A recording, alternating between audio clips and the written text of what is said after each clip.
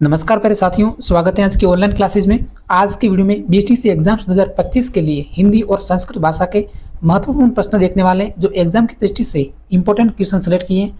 आज की हमारी क्लास है कुल 25 क्वेश्चन की होने वाली है, तो इस क्लास को अंत तक जरूर देखिएगा, क्योंकि कल जो हमारे एग्जाम्स होने वाला है 2 पारी में होगा, प्रथम पारी और सेकेंड पारी। तो उस एग्जाम की दृष्टि से सभी क्वेश्चन हैं जो कि इम्पोर्टेंट है। और हिंदी और संस्कृत भाषा बीटीसी एग्जाम्स में हिंदी और संस्कृत भाषा दोनों भाषा में से कोई भी एक भाषा का सेलेक्ट करना और उस भाषा के 30 क्वेश्चन आपको करने पड़ेंगे। तो अभी से इस बात का ध्यान रखें, या तो आप संस्कृत के 30 क्वेश्चन करना या फिर हिंदी भाषा के 30 क्वेश्चन, कोई भी एक भाषा के करना। शुरुआत करेंगे हम प्रथम क्वेश्चन से। अर्थ की दृष्टि से भाषा की लघुत्तम इकाई कौन सी है? क्वेश्चन है हमारा कि अर्थ की दृष्टि से भाषा की लघुत्तम इकाई वर्ण, अक्षर, शब्द या फिर ध्वनि। बेसिक क्वेश्चन है। हम लॉक करेंगे ऑप्शन नंबर सी को, शब्द, जो कि अर्थ के आधार पर भाषा की सबसे छोटी इकाई है। अगर हमारा क्वेश्चन होता कि भाषा की सबसे लघुत्तम या फिर छोटी इकाई कौन सी है, तो हमारा आंसर होता वर्ण। और शब्द के अर्थ के आधार पर पूछा है तो हमारा राइट आंसर है शब्द है। इसी प्रकार दूसरा क्वेश्चन आपको एग्जाम्स में मिल सकता है देखने के लिए कि हिंदी भाषा दिवस प्रतिवर्ष कब मनाया जाता है, तो 14 सितंबर को। अगला क्वेश्चन, निम्न में से ऊष्म व्यंजन कौन सा है? ऊष्म व्यंजन। बीटीसी के विद्यार्थियों क्लास से जुड़ जाइए, और क्लास में अगर पहली बार जुड़े तो एक सब्सक्राइब जरूर करें और अंत तक बने रहें। निम्न में से ऊष्म व्यंजन प, स, म और त, ऊष्म व्यंजन जिसकी हिंदी वर्णमाला में जो संख्या होती है वो होती है 4। अंतस्थ व्यंजन, ऊष्म व्यंजन और संयुक्त व्यंजन, इन 3 प्रकार के व्यंजनों के प्रकार को याद रखें। हम लॉक करेंगे ऑप्शन नंबर बी को, स। स एक हमारा ऊष्म व्यंजन है। तो ये 4 वर्ण स, स और ह, ये हमारे ऊष्म व्यंजन होते हैं या फिर ऊष्म वर्ण होते हैं, एक ही बात है।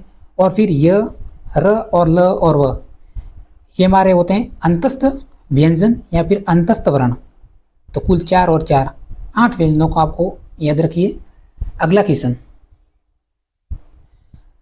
निम्न में से पंचरत्न का सही समास विग्रह कौन सा है? ये क्वेश्चन है जो कि एग्जाम्स में पूछा गया है, वही क्वेश्चन सेलेक्ट किया है।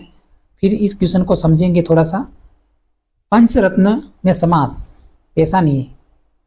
पंचों का रत्न तत्पुरुष समास, पंच और रत्न द्वंद्व समास, 5 रत्नों का समार द्विगु समास, या फिर 5 रत्न हैं जिसके बहुब्रीहि समास।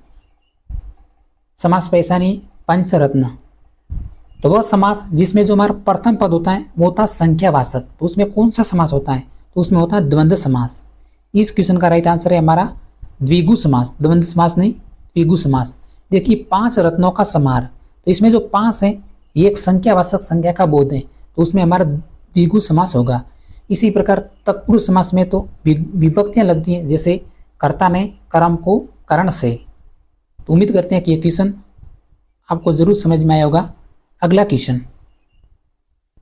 जातिवाचक संज्ञा का एक उदाहरण कौन सा है? इसमें से जातिवाचक संज्ञा का कुल 3 क्वेश्चन आपको एग्जाम्स में देखने को मिलेंगे, प्रथम पारी और सेकंड पारी दोनों में। बुढ़ापा, दिल्ली, जिला या फिर छोटा, संज्ञा, व्यक्तिवाचक, जातिवाचक और भाववाचक, तीनों प्रकार में से एक प्रकार कौन सा है? तो देखिए बुढ़ापा, बुढ़ापा में हमें पता चल रहा है कि इसमें भाववाचक संज्ञा है। फिर छोटा, इसमें भी भाववाचक संज्ञा है। फिर दिल्ली, दिल्ली एक नाम का बोध है, तो इसमें भी कौन सी? व्यक्तिवाचक संज्ञा है। तो हम लॉक करेंगे ऑप्शन नंबर सी को, जिला। जिला एक जातिवाचक संज्ञा का उदाहरण है। अगर इस जिला के आगे कोई भी शब्द या फिर नाम जुड़ा रहता, जैसे कोटा जिला, जालोर जिला, तो उसमें व्यक्तिवाचक संज्ञा होती। लेकिन डायरेक्ट जिला है तो इसमें हमारी संज्ञा होगी, वो होगी जातिवाचक। उम्मीद करते हैं कि ये क्वेश्चन आपका अब गलत नहीं होगा। और क्वेश्चन देखते हैं अगला, जो कि संख्या से संबंधित है। गंगा शब्द क्या है और इसमें कौन सी संज्ञा है? ये क्वेश्चन है। ऑप्शन देखिए और आंसर बताइए। गंगा शब्द में संज्ञा, और सभी 25 क्वेश्चन है। इन 25 क्वेश्चन में से आपको काउंट करना है कि आपके कुल कितने क्वेश्चन बन रहे, और अंत में कमेंट्स भी करना है तो गंगा शब्द में संज्ञा हम लॉक करेंगे ऑप्शन नंबर सी को, व्यक्तिवाचक संज्ञा, क्योंकि गंगा भी एक नाम का बोध है तो इसमें व्यक्तिवाचक संज्ञा होगी। अगर हमारी इस गंगा की जगह नदी शब्द दे रखा होता कि पूछता कि नदी शब्द में संज्ञा कौन सी है, नदी शब्द, तो इसमें जो हमारी संज्ञा होती वो होती जातिवाचक संज्ञा, नदी, पहाड़, देश। फिर भाववाचक संज्ञा, इसके उदाहरण आसानी से पहचान कर लेते हैं, जैसे मीठास है, कड़वापन है, जो भी ऐसे शब्द होते हैं तो उसमें भाववाचक संज्ञा होती है। क्वेश्चन नंबर 6, दशानन का संधि विच्छेद क्या होगा? दशानन का सभी ऑप्शन देखिए और आंसर बताइए। दशानन और इसमें संधि कौन सी है? दस धन आनंद व्यंजन संधि, दस धन आनंद, दशान धन आनंद, या फिर दस धन आनंद। बेसिकली हम लॉक करेंगे ऑप्शन नंबर डी को, दस धन आनंद। संधि की बात करें तो इसमें हमारी दीर्घ संधि है। अगला प्रश्न, धीरे धीरे समस्त पद में समास कौन सा है? धीरे धीरे, प्रश्न को ध्यान से पढ़ना है। ऐसा उदाहरण आपको एग्जाम्स में देखने को मिल सकता है। देखिए इसमें योजक शब्द से जुड़ा हुआ शब्द है धीरे धीरे, ऐसा कौन सा समास है जिसमें योजक शब्द लगते हैं? बस पहचान कर लीजिए, द्वंद्व, द्विगु, बहुब्री, अविभा समास। तो बहुब्री समास होगा नहीं। अविभा समास में तो जो प्रथम पद होता है वो हमारे या तो उपसर्ग होता है या फिर अवयव, तो इसकी भी हम पहचान कर लेते हैं। तो अविभा समास नहीं होगा।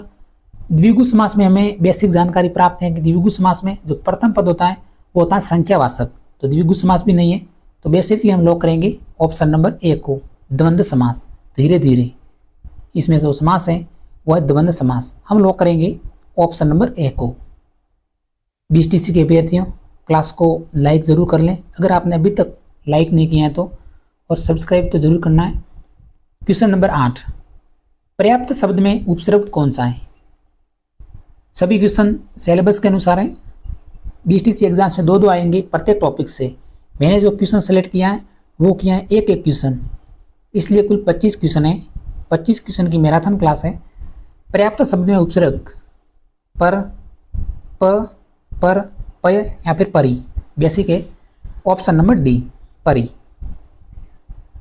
कमेंट्स में बता दीजिए कि कुल संस्कृत भाषा में उपसर्ग कितने होते हैं और हिंदी भाषा में उपसर्गों की संख्या कितनी होती है। बस एक बार सभी उपसर्गों को रटना है। खिलौना शब्द में प्रत्यय कौन सा है? प्रत्यय। प्रश्न वही होंगे, केवल थोड़ा सा ऑप्शन चेंज होंगे। खिलौना शब्द में प्रत्यय बेसिकली ऑप्शन नंबर सी, ओना प्रत्यय। नेक्स्ट क्वेश्चन, निम्न में से कौन सा अर्थ चपला का नहीं है? चपला का नहीं है, बताइए। वैसे ये एक तरह से पर्यायवाची शब्द हैं, बिजली, लक्ष्मी, जीव, अग्नि। पर्यायवाची शब्द कह सकते हैं या फिर अनेकार्थी शब्द भी कह सकते हैं। तो इनमें से कौन सा एक ऑप्शन है जो कि नहीं है? बेसिक है। तुरंत क्वेश्चन देखते ही आपके मन में आंसर आना चाहिए। लॉक करेंगे ऑप्शन नंबर डी को, अग्नि। Option number D. अगले क्वेश्चन में हम कट ऑफ्स के बारे में जानेंगे। BTC एग्जाम्स में प्रथम अलॉटमेंट लिस्ट कट ऑफ्स के बारे में कि पिछले वर्ष क्या रही थी कट ऑफ्स। नीचे लिखे शब्दों में से शुद्ध वर्तनी वाला शब्द या फिर विकल्प कौन सा है? शुद्ध वर्तनी, श्रीमती, श्रीमती, श्रीमती या फिर श्रीमती। शुद्ध शब्द। BTC 2024 में 2 क्वेश्चन आए थे, तो कौन सा है शुद्ध शब्द? लॉक करेंगे ऑप्शन नंबर बी को, सरी। ऑप्शन नंबर बी नहीं, ऑप्शन नंबर सी। देखिए श्रीमती, तो इसमें जो ती की मात्रा होती है वो हमारी बड़ी होती है, तो बिल्कुल राइट आंसर है ऑप्शन नंबर सी। हमें जल्दबाजी में ऑप्शन नंबर बी को नहीं भरना है क्योंकि इसमें ती की मात्रा छोटी दे रखी है, इसमें श्री, ये गलत है। फिर देखिए इसमें भी श्रीमती, ये भी गलत है, तो option number C. Next question, नीचे लिखे शब्दों में से अशुद्ध वर्तनी वाला विकल्प कौन सा है? शुद्ध है। अगला क्वेश्चन है अशुद्ध। तो BTC एग्जाम्स में प्रथम अलॉटमेंट लिस्ट की जो 2024 में कट ऑफ रही थी वो रही थी 420 नंबर। प्रिय विद्यार्थियों, 420 नंबर। 2025 में बात करें तो कुल फॉर्म भरे गए हैं 7,51,000। इसलिए पहली बार बीएसटीसी का एग्ज़ाम्स है जो 2025 में 2 पारी में हो रहा है, क्योंकि फॉर्म की संख्या 7.5 लाख है, तो कट ऑफ इस 400 प्लस नंबर पर ही रहेगी। तो इसलिए एग्ज़ाम्स को बिल्कुल हल्के में नहीं रहना, क्योंकि 2 साल का डिप्लोमा है, फिर एक एग्ज़ाम्स के बाद तुरंत जॉब लगती है। नीचे लिखे शब्द में अशुद्ध शब्द साहित्यिक, निरोग, कवित्री या फिर पैतृक, बहुत फेमस शब्द हैं, वो कौन सा है? बहुत फेमस शब्द हैं, कई बार एग्जाम्स में आए हुए शब्द हैं, तो ऑप्शन नंबर सी जो कि हमारा अशुद्ध शब्द है। देखिए कवित्री शब्द में कवयित्री, इसमें जो वी दे रखा है, इसमें जो इसकी मात्रा नहीं होती, ये ई पे होती, कवयित्री, ये शब्द कवित्री।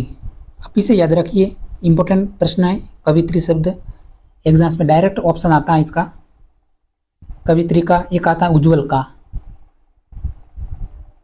निम्न में से खर का पर्यायवाची शब्द कौन सा है? खर।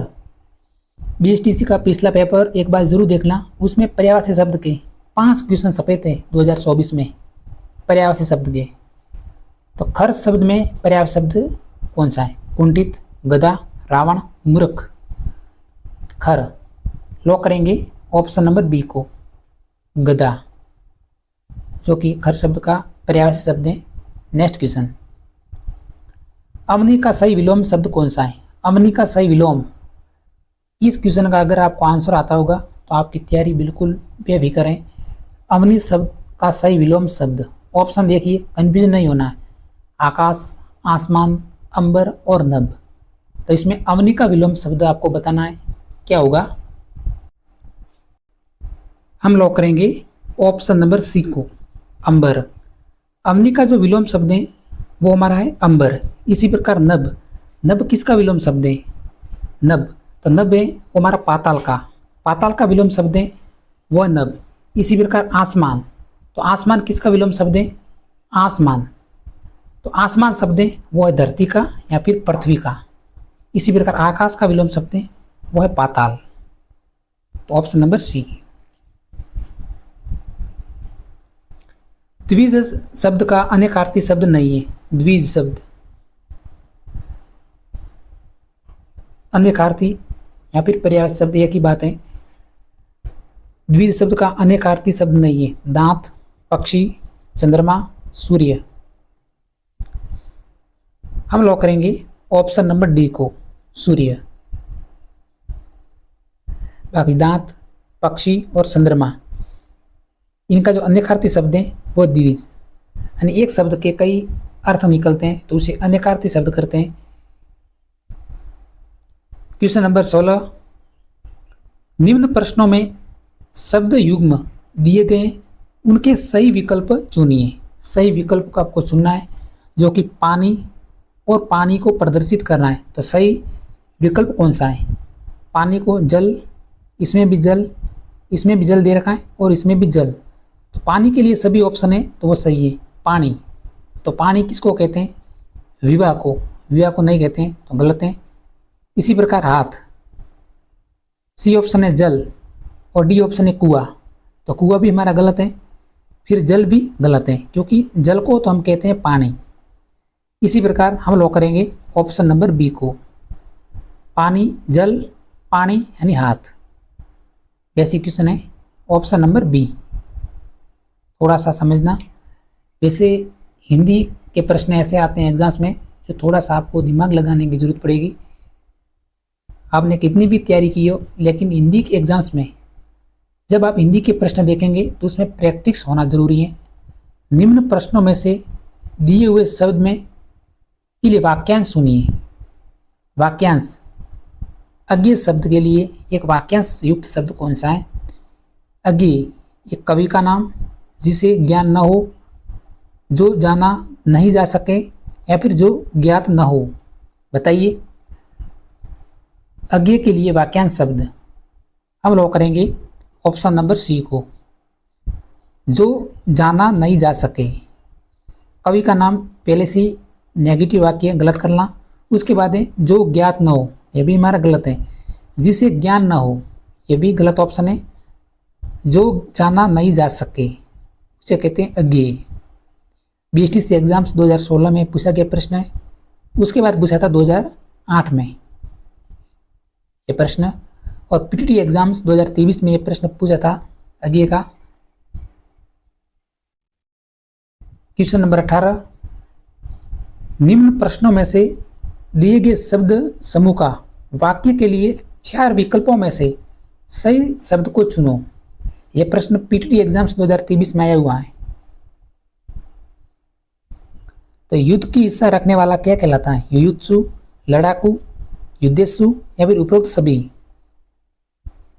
हम लॉक करेंगे ऑप्शन नंबर ए को, युयुत्सु। क्वेश्चन नंबर 19, टस से मस न होना मुहावरे का सही अर्थ बताइए। टस से मस न होना, अपने स्थान पर ही रहना, अपने स्थान से न हिलना, कुछ भी असर न होना या फिर स्थिर होना। टस से मस न होना मुहावरे। 2 क्वेश्चन आएंगे बीएसटीसी एग्जाम्स में। ऑप्शन नंबर सी, कुछ भी असर न होना। बाकी सभी ऑप्शन सेम दिख रहे, देखिए, अपने स्थान पर ही रहना, अपने स्थान से न हिलना, और तीसरा स्थिर होना। तीनों में समानता है, तो ऑप्शन नंबर सी है, कुछ भी असर न होना। अरमान रह जाना मुहावरे का सही अर्थ कौन सा है? अरमान न रह जाना, आशा अधूरी रह जाना, नाराज होना, बुरा होना या फिर इच्छा पूरी न होना। अरमान। ऑप्शन नंबर डी, इच्छा पूरी न होना। अगला क्वेश्चन, शुद्ध वाक्य का विकल्प कौन सा है? शुद्ध वाक्य, पूरा वाक्य दे रखा है, तो इसमें से शुद्ध वाक्य कौन सा है? 3 ऑप्शन अशुद्ध हैं, एक ऑप्शन है वो हमारा शुद्ध वाक्य है। तो प्रश्न को ध्यान से 2 बार पढ़िए। साहित्य और जीवन का घोर संबंध है। दूसरा ऑप्शन दे रखा है साहित्य और जीवन का अभिन्न संबंध है। सी ऑप्शन दे रखा है जीवन और साहित्य एक अटूट संबंध है। फिर डी ऑप्शन है साहित्य और जीवन में भयंकर संबंध है। तो अशुद्ध, पहले अशुद्ध को सुनिए, तो इसमें भयंकर शब्द हैं जो कि अशुद्ध हैं। इसमें जीवन और साहित्य का एक अटूट संबंध है, तो यह भी अशुद्ध है। फिर घोर, तो हमें पता है कि घोर एक अशुद्ध शब्द में है, क्योंकि साहित्य और जीवन का घोर संबंध है, तो अशुद्ध है। लॉक करेंगे ऑप्शन नंबर बी को, साहित्य और जीवन का अभिन्न संबंध है। यह हमारा शुद्ध वाक्य है। रचना के आधार पर वाक्य के भेद कितने होते हैं? वाक्य के भेद, बेसिक क्वेश्चन, केवल परिभाषा है। कितने भेद होते हैं? तो ऑप्शन नंबर सी, 3 भेद होते हैं, सरल वाक्य, साधारण वाक्य और मिश्र वाक्य। अगला प्रश्न देते हैं, वाक्य से संबंधित है। देखिए, ऐसा प्रश्न आपको एग्जाम्स में आ सकता है। रामू मेरा भाई और सीता मेरी बहन है, तो वाक्य का नाम कौन सा है? कौन सा वाक्य है इसमें? रामू मेरा भाई और सीता मेरी बहन। सरल, संयुक्त, मिश्र, आज्ञार्थक। तो देखिए, जो भी शब्द हैं आपस में और शब्द से जुड़े हो या फिर योजक कह सकते हैं, तो कौन सा वाक्य होता है उसमें होता है संयुक्त वाक्य। ऑप्शन नंबर बी हमारा राइट आंसर है। अगर जो भी शब्द दे रखा हो उसमें किस शब्द से जुड़े रहते हैं, की, इस वर्ड को अभी से याद रखिए, की शब्द, तो उसमें जो हमारा वाक्य होता है मिश्र वाक्य। जैसे और की जगह की, तो उसमें मिश्र वाक्य होता, और शब्द जुड़ा है तो संयुक्त वाक्य।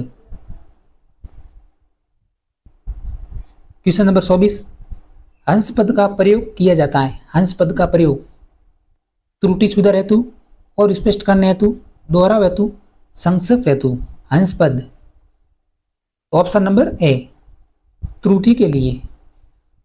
वाक्य में जो भी त्रुटि है उसमें सुधार किया जाता है, तो हंस पद का प्रयोग किया जाता है। अब अंतिम क्वेश्चन है, शक्तिशाली की विजय अर्थ वाली लोकोक्ति कौन सी है? लोकोक्ति, शक्तिशाली की विजय। वैसे लोकोक्ति और मुहावरों की संख्या हिंदी में हजारों की संख्या में होती है, केवल आप दिमाग से प्रश्न कर सकते हैं, इसका रटने का कोई भी उदाहरण नहीं है। शक्तिशाली की विजय, एकता में बल है, अपना हाथ जगन्नाथ, जाको राके सैया, मार सके न कोई, या फिर जिसकी लाठी उसकी भैंस, शक्तिशाली की विजय। तो हम लोग करेंगे ऑप्शन नंबर डी को, जिसकी लाठी उसकी भैंस यानी शक्तिशाली की विजय। तो आज की क्लास में इतना ही। अगर हमारी जानकारी पसंद आई हो तो एक सब्सक्राइब जरूर करना। तब तक मिलते हैं नेक्स्ट वीडियो में। जय हिंद।